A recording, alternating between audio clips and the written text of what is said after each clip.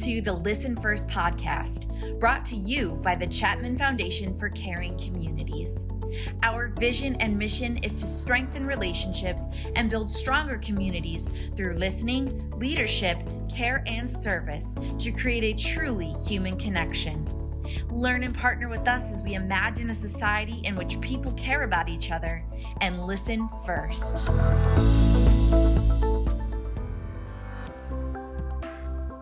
Welcome to the Listen First podcast. I'm your host, Adam Salget. As our community listens transitions into the Chapman Foundation for Caring Communities, this podcast will continue to be a tool to refresh the teachings of the Communication Skills course. It will also allow us to learn more about the people inside the organization and the businesses we partner with. On today's podcast, we welcome in facilitator Jonathan Trotter and strategic engagement leader Katie Trotter. The three of us discuss how we utilize our skills when we're directly working with our children and how we utilize them while co-parenting. Listen close, as there are lots of real-life examples that hopefully trigger you to think about how you can improve your parenting style.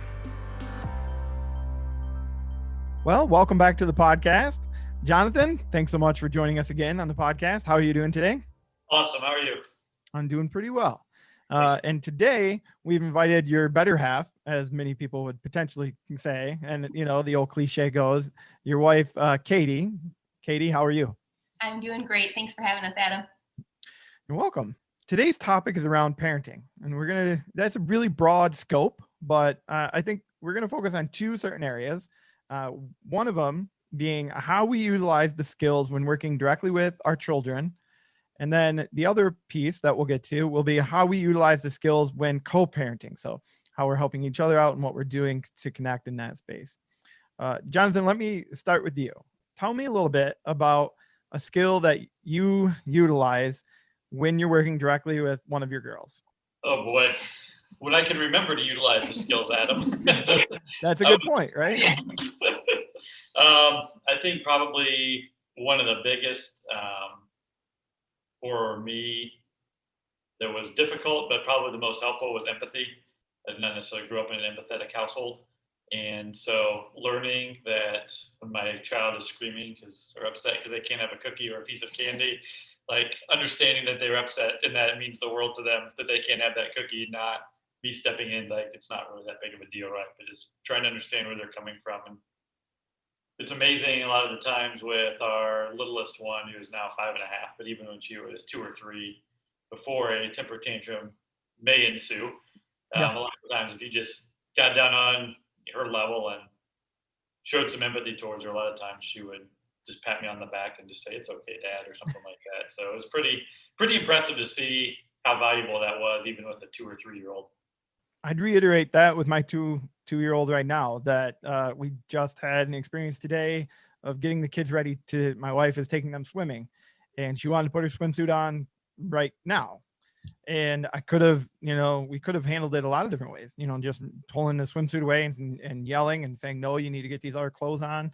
But I tried to understand that was a big deal to her. So I just got close to her and explained, you need to put on these clothes and you will put your bathing suit on at the other, once you get there. And she seemed to accept it. That's not always going to be the case, right? Sometimes they're really dead set and it's super important and they maybe go into a tantrum mode. But I think understanding, like you said, the empathy, trying to identify and understand that this is something that's very important to them. To us, well, it's not a big deal, right? We can say it all the time about a lot of things that our toddlers are going through. Not a big deal, right? But to them it is, right? And so they're identifying with it differently. What about you, Katie? Any skill that comes to mind or dealing directly with your kids? I think for me, the reflective listening has been huge. We have our oldest daughter has just turned 12, and it's a whole new world of trying to have conversations back and forth to learn more about what's going on inside her head and within her friend groups. And when I would before jump into a lot of asking questions or trying to solve problems for her or use everything as a teaching moment, and really to be able to just kind of step back and use some of those skills to get her to open up, it's been really powerful. Any specific examples that happen to come to mind when you think about maybe the monkey poaching, the idea of, not taking on her problems and letting her try to solve through them? I'm sure at the age 12, I have a buddy who has a 10-year-old, and I could tell at her birthday party, she was working through social situations. So I'm guessing there's a handful of those that are coming up and have come up over the last couple of years. Yeah, and it's interesting too, because sometimes you jump in to solve the first problem they bring to you, and then later on find out that's not really what's going on here. So we do have a lot of the situations of coming up around friends and the way that things are being communicated and when arguments come up. And so with the reflective listening, it's been helpful to replace my initial reaction, which is to say, here's a really great thing that you could say or do in that situation, right? To just model good behavior and trying to inspire them to do exactly how you would in that kind of a situation. And instead, when in a particular situation, we were sitting up on the kitchen counters and reflectively listening and just being able to state back what I thought she was thinking and feeling. We were 2 hours in, and I realized what was really bothering her was something that had happened with friends from 2 years before. And it wasn't really the first thing that she brought up. So for me, just being able to recognize, one, it wasn't effective for me to just try to make her think and feel the way that I thought she should. But two, to realize that there's just so much going on inside of them that we won't know if we don't make space for them. Right. It's good to remember that. Now I'm going to ask a difficult question. Maybe neither of you have an answer to this, but what do we do when we don't remember to do that? You know what I mean? Because it is hard. We say it all the time. We're humans. We make mistakes. We're going to forget our skills.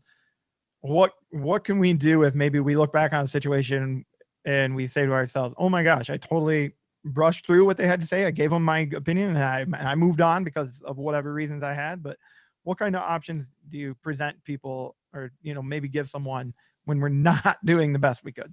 I think, Adam, Jonathan and I had a chance to lead a webinar called How to Be an Awesome Partner Even When You Mess Up. And I think so many of those skills really still apply in parenting, because we want to model for our kids what we hope they do someday, right? So the idea of going back, don't just internally think, oh, I'm going to do better the next time. But we've had to go back and do repair work to say, hey, Ellie, I'm really sorry. I did not handle that conversation the way that I meant to.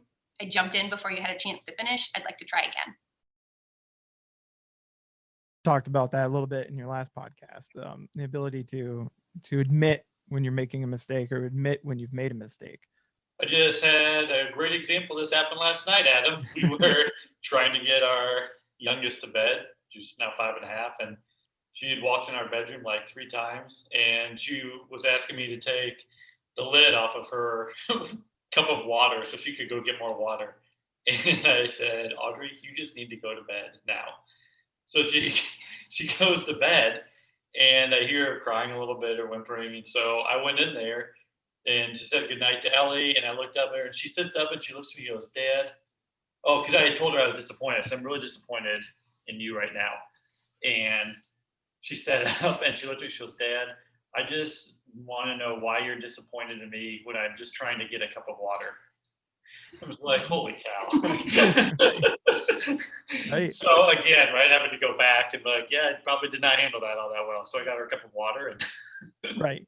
And, there's a balance of expectation for bedtime, because I've been in that exact same boat with both of our kids, expectations for bedtimes, but at the same time, also not getting too frustrated, right? Because it is just bedtime. So there needs to be a little bit of wiggle, right? But man, it's not easy at all. And when you were, Katie, when you were mentioning reflective listening, we were just on a week vacation, which, by the way, was so much fun. I got to spend so much time with my girls. But I will say, full-time dad with 3 kids, that's physically exhausting, especially for me. And I was like, I miss my laptop a little bit. I need to go back to my desk for like a 6-hour day. I need to sit and not worry about that kid running through a screen or this kid crawling on the floor and picking up dog food. So I will say it was awesome to spend that time with them. And during vacation, it was easier to do it. But so back to your reflective listening, it was easier to do this. The idea of cleaning off that whiteboard, the idea of clearing our mind and being able to actually hear what they're saying because we're not too preoccupied with everything going on. So during vacation, that was easier. And, as obvious reasons, not too occupied with work. But now this week, day 4 being back into the work week, already I can tell, like when we sat down for dinner last night and things like that, all the to-dos are on the whiteboard, all of the things you're thinking about that you got to do. So one of the skills that, is kind of a sub skill, or a sub, what's the word I'm looking for? Like tip, I guess, just a tip about that reflective listening is, for me, that whiteboard, the idea of being able to clear my mind and actually hear what they have to say when there's opportunity to listen. I will say, Adam, I feel almost bad that I'm the one jumping in here, because I feel like it's a job that Jonathan's done a much better job with, of being able to be fully present with the kids. But I think for me, that whiteboard too, I've had to do like the physical shift in my posture to remind myself, because if I'm working on the laptop, or I'm helping to make dinner, or we're clearing the table and they start talking, it's much easier for me to let things keep filling up my whiteboard of the things that I'm doing, instead of making myself physically shift. For the toddler, you're crouching down and getting on their level. With Ellie, sometimes I have to make myself sit or put my hands in my lap, so I'm not tempted to start fidgeting and doing something else at the same time. But that's been an ongoing battle for me. Let me ask, and maybe Jonathan has a comment here about cell phone use. I don't know for sure what your cell phone use is like, or either one of you, but I personally, because I'm so connected to it for multiple reasons, checking stocks, checking email, checking whatever, I at times purposefully go leave it in the other room, because I know if it's near me, I'm going to want to check it. So if I gotta get it away. What about you guys? Either of you make those types of conscious choice, whether it's cell phone or maybe something else that's a distraction? Yep, and I fail at making that conscious choice about every single day. There's some days I'll catch myself and I'll just leave it in my bedroom and I'll go check it every once in a while. Right. Yeah, to be fair, when I say I do that, it's not every day. So I'm not trying to paint some perfect picture. I just, on occasion. Yeah, and there are times that I get caught up in it too, of my phone's there and, hey, I'm going to scroll for something, a good deal to buy, or Yep. something like that, right? Or another Land Rover. Another Land Cruiser, yeah. Or Land Cruiser, yeah.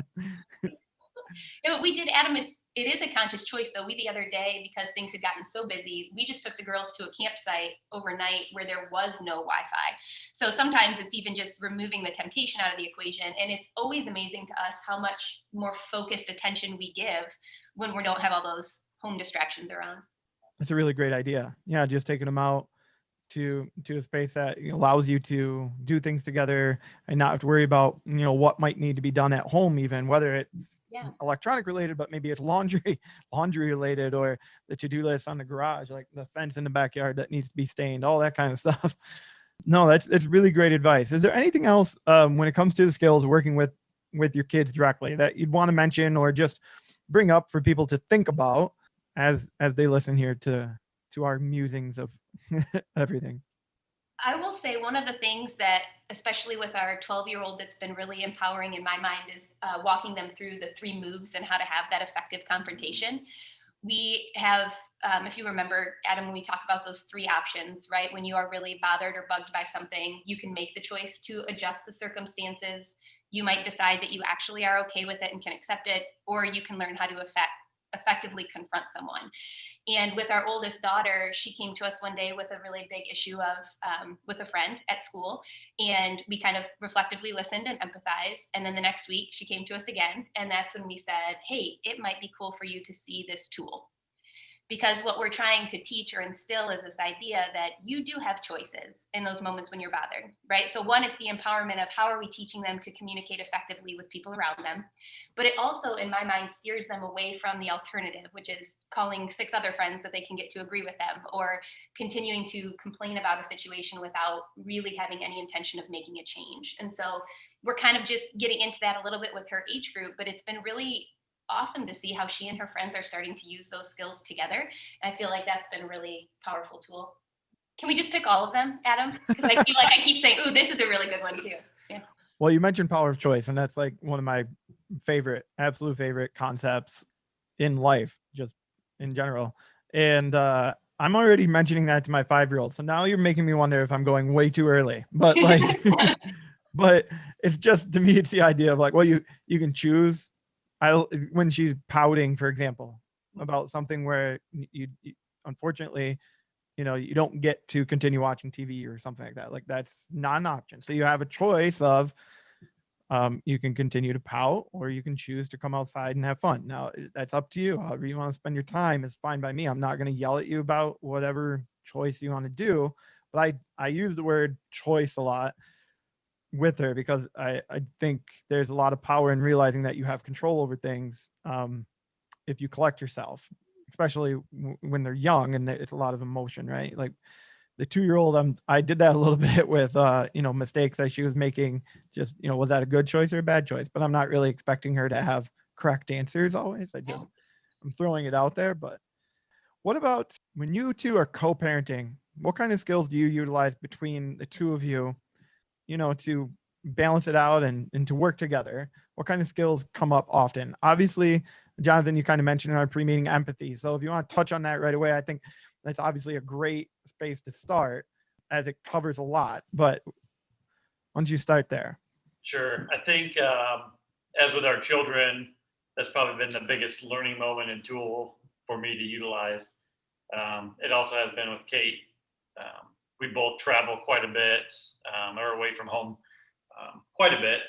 And it's very easy when you're away and you're talking on the phone and a situation arises and they handle it maybe in a way that you don't think they should handle it, or you would have handled it very differently, or something's not getting done that you think should be getting done, or whatever the circumstance, that it's a very good reminder to remember that I don't necessarily know what's going on there. I don't have all the details. And also knowing that Kate has our best interest and the girl's best interest at heart. So she's making the choices to the best of her ability in that moment, whatever is going on, right? And just understanding that she is where she is and she's doing the best she can without judging her or telling her I think she should be doing something different or anything like that. Just letting it go, right? It can be really easy sometimes to hear the situations, especially from afar, right? And kind of say, well, did you think about doing it this way? Or did you think about that? Or when you're not in the moment, it's like armchair quarterbacking, right? So it's an easy thing to do. We try to shy away from it, and remembering the empathy portion that you just mentioned, I think is a great way to do that. Why didn't you do this? Why didn't you do that? You tried? Have you tried this? Right. Not helpful. No, not always the best. Katie, what about you?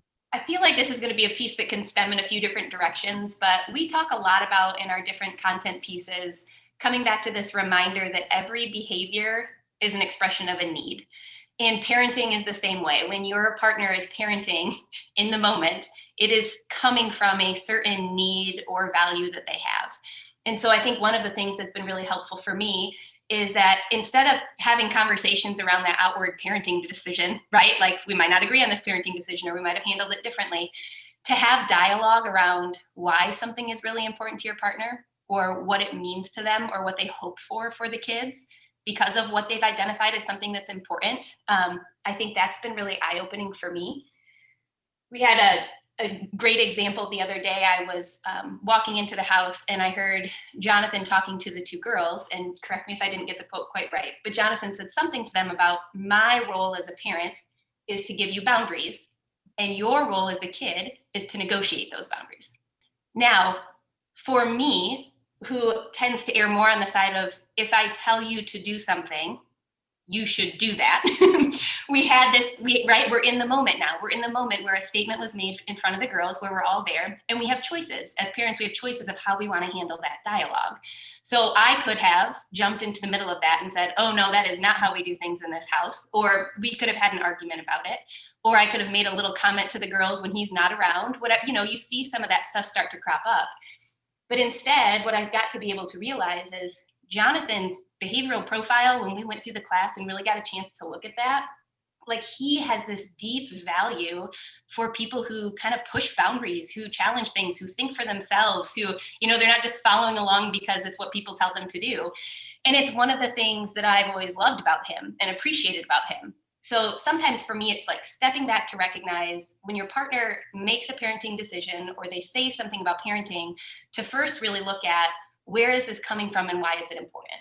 And I think that really changes how we talk about things. And it gives you the opportunity, if you can keep that emotion bubble smaller in that moment, gives you the opportunity to talk to them about it later and say why you might feel differently about that type of statement for a parenting decision, right? Yeah. As opposed to obviously potentially causing a fight in front of the kids or an argument or a disagreement, whatever, whatever level it might reach, I suppose. Fight always sounds so much worse than just a disagreement, but and it also helps you guys stay relatively unified in front of the kids, right? They don't have much of a question about things if you're not questioning him in front of them. As I know I do it in front of my wife. I know she does it in front of me or in front of the kids. Like we do it to each other, but we also will, after the kids go to bed, have that conversation. Sounds like this was that kind of opportunity for you to, if you felt like you needed to, have that conversation with him about his choice of how he, chose to break that down for the kids. Adam, I will say though, I think sometimes for me, the term even unified front can mean different things to different people. And I think Sure. for me, for a long time, I assumed that meant we had to agree on how each other parented, that like we would handle situations the same way. And it was really eye-opening for me to be on a webinar with Mickey Gibbs. She did one of the parenting roundtable sessions. And I remember her saying, you don't need to be parenting the same as your partner. You just need to be consistent yourself for the kids. So this idea of the kids know that when they're around Jonathan, he enjoys that back and forth, the negotiation, encouraging them to kind of critically think and to step back. And the kids know that when they're with me, my default is going to be, hey, I need you to do this now, and we can talk about it at a different time. And kids navigate that. They're used to different expectations with grandparents and with teachers at school. And so for me, the more important part of the unified front is me modeling for them, how do I interact with Jonathan when we do disagree about different things? Right. Right. Can I model for them how to reflectively listen and to value and appreciate the things that make him different from me? Because that to me is a more powerful message. Jonathan, your thoughts? Agreed wholeheartedly. Yeah. I mean, I they can't see you nodding your head. So Yeah, it's that was kind of eye-opening to me as well, and Kate shared that I think there's so much pressure that parents put on themselves that they need to parent the exact same way. And then there's a lot of probably tension around which way are they going to parent, the way one partner thinks they should parent or the way the other partner thinks they should parent. And that relieves a lot of tension when you realize you don't have to parent the same way as your spouse, right? Right. And I think we all have different needs and values, and what's important to me may not be the same thing that's important to Kate to instill in the girls, right? Right. Yeah. And that comes to mind an example for me and my wife. Super important for her each night to read to the kids. There are nights where I'm tapped out and I'm like, can we skip 20 minutes of reading? Because honestly, I need to relax somewhere else. And in that case, she's either handled it kind of on her own, and maybe I play with our 2-year-old and I just kind of play with her instead of reading. And so we just kind of do something different. Like, I like routine and I think it's great for the kids, but sometimes even the routine of it all causes me to kind of pull back and say, my gosh, I don't want to do this again tonight. Just go to bed. Right. Just when are you going to brush your teeth on your own? Just go to bed. And then I'm sure when they're 13 and 14 and doing all that, I'll regret it at some level. But I think the communication, do you, when we're talking about parenting and skills, do the two of you either purposefully or just let it happen organically communicate about the kids, your worries, your concerns, and or maybe it's parenting style, whatever it might be? Do you set aside certain time of the week, or does it just kind of happen organically every few days or every few weeks even, or whatever it might be? Any thoughts in that space as I pry into your personal lives? I think we have a mixture of both of those. Kate will bring up often, every couple of days or something, maybe something's going on with one of the kids or how we should handle something, and then we also plan time to make decisions around what direction we're going to go with Right. them. We actually have a camping trip planned next week to make some family decisions around schooling for next year and things like that. And Kate and I will be alone for the week to discuss all this stuff and figure out which direction we want to go. So I think in the moment we'll do some of that stuff, and then we also do some planning for it. I think I think it's important to have the discussions intentionally outside of the little moments, because again, Adam, the little moments are, what are we doing about this one issue? And when we can make space to step back to really figure out what are the most important things for us to instill in our kids? Like, is this really where we should be spending our time and energy? Is there something else we should be looking at changing or aligning? And to like hear each other's voices in that is really helpful for me. I know that for me, Jonathan tends to be more task oriented first, and I tend to be more people oriented first. So for the longest time, one of his big, would you say big issues with what are we teaching the kids was about taking care of their stuff outside. Like, stuff is in the yard. And for me, stuff in the yard didn't feel like a big deal. Like, it wasn't on my radar. If I did see it, I might not even notice it or pay attention to it. But when we had a chance for me to better understand Jonathan's perspective of teaching a child responsibility and how to care for the things that are provided to you, like hearing him talk about the why made it much easier for me to be like, oh, this is an intentional choice for me to try to parent differently than what I might do naturally, if that makes sense. I think it absolutely does. And it's good that the two of you, explain those things to each other. You talk about them, as opposed to, the complete opposite of that. If you were to never speak about it, and then, one day, he's telling the kids to take care of stuff or asking them to take care of stuff, and you're just like, why does this stuff matter to you so much? I mean, you can go right down that like atypical sitcom type or, movie script, written dialogue and play it out the other way. And it's generally not healthy. Now, in a sitcom, they laugh it off. In a real life drama, it becomes much more than it is, So there's elements here that I think are pretty darn important that the two of you communicate. I think it's important for parents to communicate often. And so whether it is scheduled time or just that organic, hey, I noticed this today, or I'm concerned about this behavior today, or anything like that, it might be with the kids. I think communicating that is pretty darn important. One of the elements that you mentioned back in there was a little bit about acceptance versus agreement. And when you mentioned this in our pre-discussion, the first thing that actually came to mind isn't necessarily directly related to acceptance versus agreement of, the parent, your co-parent. It's what came to mind, and it's partially because of being on a family vacation last week, as acceptance versus agreement of the way other people parent. And I think sometimes as parents, we look at the way other people parent and we're quick to judge, as opposed to maybe thinking about what they're going through and how certain things are. And so that acceptance versus agreement for the way that other people parent, this is kind of on the fly, but is there any comments there from what you've seen, or what siblings or those that you're involved with closely? And I'm not looking for examples because I'm not trying to call anyone out or anything like that. It's just, I think that is a good skill to keep in mind as a parent when you are often around other parents. Yeah, and actually, Adam, I know you said you're not looking for examples, but I know that even just in the past couple of weeks, I can think of two different families that we know and are close with, one of which who had a child that took them forever to have a child and went through a lot of trauma around that. And when they finally had one, they were incredibly safety oriented and focus on the child, because this has been something that they've wanted for so long and had experienced loss. And we also know a family who was talking with us about the fact that they went through a trauma as a teen and had to kind of run the household. And so with their child, they are pushing the independence and equipping you to be on your own, and the world doesn't go around you.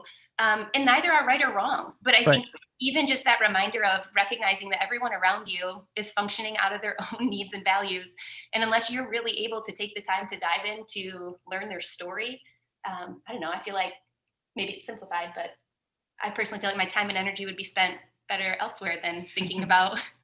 You can't hear me nodding my head, but I'm nodding my head because I very much agree with that, because as much as maybe I wasn't a fan of certain decision, whatever decision it might have been, I also know the person. I know what they're going through. I know the struggles that are happening. So it's you have to keep those things in mind. It's identifying with that empathy and working with them potentially to maybe help them or alleviate something going on in their life, because you can kind of tell that they're not doing too well, and that that's going to reflect on the kids, because holy moly, sometimes it's hard not to, right? So So as we wrap up today's podcast, we often like to finish up with key takeaways, something for the listener to, ponder or just kind of keep in mind as they finish listening to us. I'm going to go back to the beginning where I mentioned in reflective listening, emptying the whiteboard, cleaning off the whiteboard, and just kind of having the space to listen to them when they're telling me about whatever they're telling me about. Like under the age of 6, it's normally not super duper exciting, but to be honest, that's some of the best stuff, really, because sometimes it's very creative. And I've noticed when I have a full whiteboard, I'm missing that creativity, and that's something that inspires me later. So it's helpful, but I got to wipe that whiteboard off in order to get to that point to be able to hear them. So what about you, Jonathan? Any particular little key takeaway you'd like people to think about as we finish up?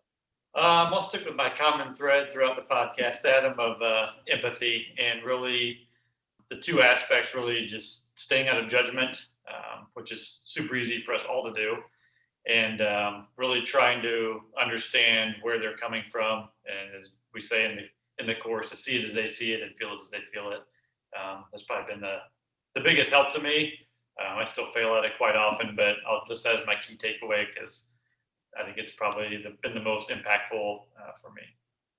Awesome. I will say, I feel like for what it's worth, after Jonathan mentioned the failing at it many times, there have been multiple moments where the girls will be talking to me about something and I'll be like jumping in to say something and I'll be done. And then Jonathan will give this brilliant reflective response. I'm like, man, that's what I was supposed to do in that moment. So I also think, Adam, to your comment earlier when we were talking, having a partner that gets that same lingo and can kind of step in when one person's feeling overly stressed or losing sight of that, I think is helpful. I will say my key takeaway is around reflective listening. I just continue to be amazed that if I can really hang in there with just reflectively responding, how many more layers of stories and experiences and thoughts and feelings the kids are willing to share. So that key takeaway of making the time and making the space to really let them share everything that they want. You mentioning that about the layers of story, I'm going to bring something up, even though they're at the very end here. Have you noticed the difference between your open-ended questions if you say, what did you do at school today, as opposed to how was school today, or tell me about school today? Because even at 5-year-old going to preschool last year, I noticed a major difference in just how I asked the question. Yeah, door openers are huge with kids because oftentimes if it's the directed question, you get the yes, no, fine, and not a lot of details. But even, I will say, Adam, even with some of the open doors, we've seen phases over the years with our oldest where even the door openers are kind of a moment of stop. And so it's great to be able to follow up with some of the silence and the nonverbal cues to let them know that you're not leaving. And then just amazing how much more they really have going on. Awesome. Well, there's a little bit extra for you right at the end of the podcast. Hope everybody enjoyed. I'd like to thank both of you, Katie and Jonathan, for being on the podcast today. Thank you, Adam. Thank you.